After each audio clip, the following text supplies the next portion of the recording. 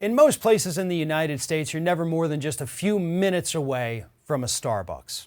And let's be honest, we've known that over the last couple decades, these things have popped up everywhere.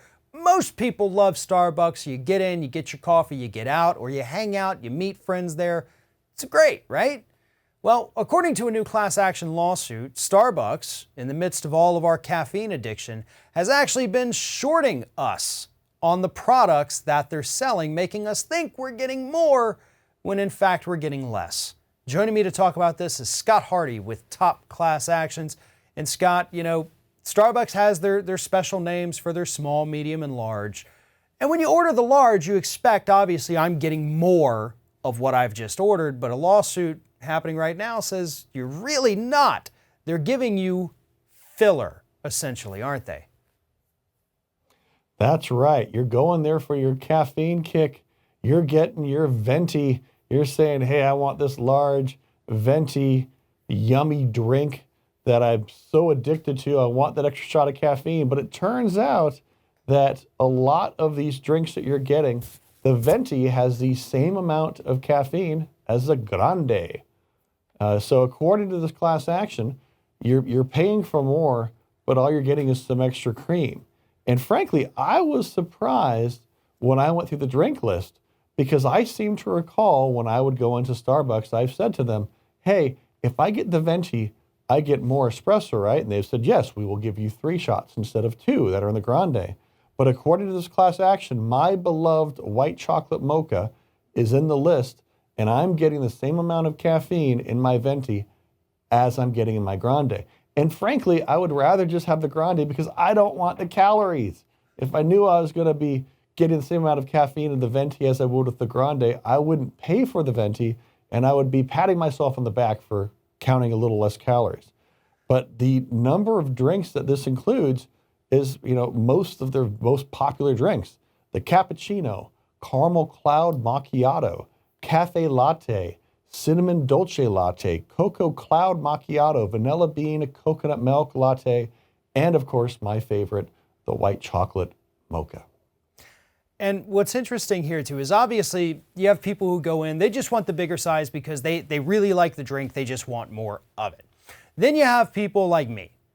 When I go to a Starbucks, it's because I need caffeine. I need something to keep me going. I need coffee. I need the biggest one you've got because it clearly is going to have the most caffeine in it. And that's what this is about. If you're just drinking it because you love the flavor and you just want a big batch of that flavor, sure, that's one thing. But if you're going there because you're like, by God, it's 10 a.m. and I still can't get my butt going, I need more caffeine, that's what this is about. Not to mention the fact, as you pointed out, and this is a really interesting point too, you're getting a lot more calories than you think if they load it up with cream instead of our, magic bean water that makes us go faster.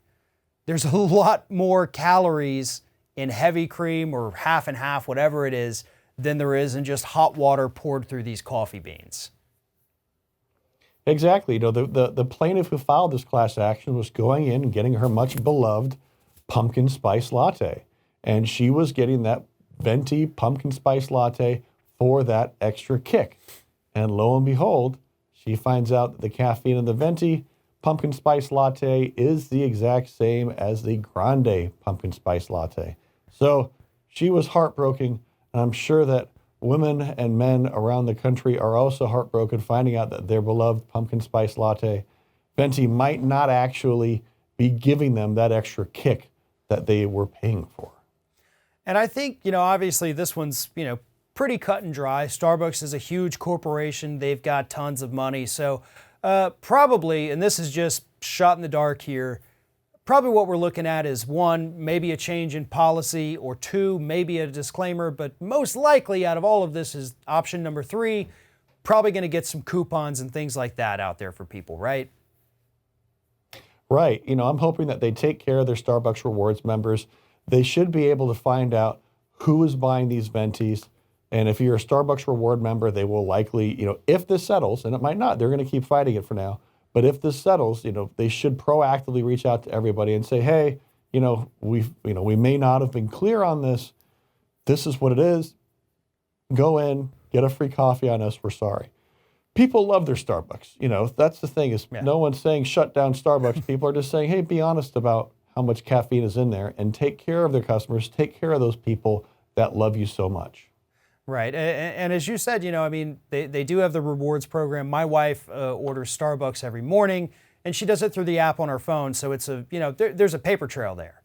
So they can pretty easily determine a lot of the people who typically regularly order these beverages. And hopefully they'll make it right. Hopefully this thing will settle. But, you know, they may drag it out just a little bit and kind of see which way the litigation is going before they make that final decision. But ultimately, I think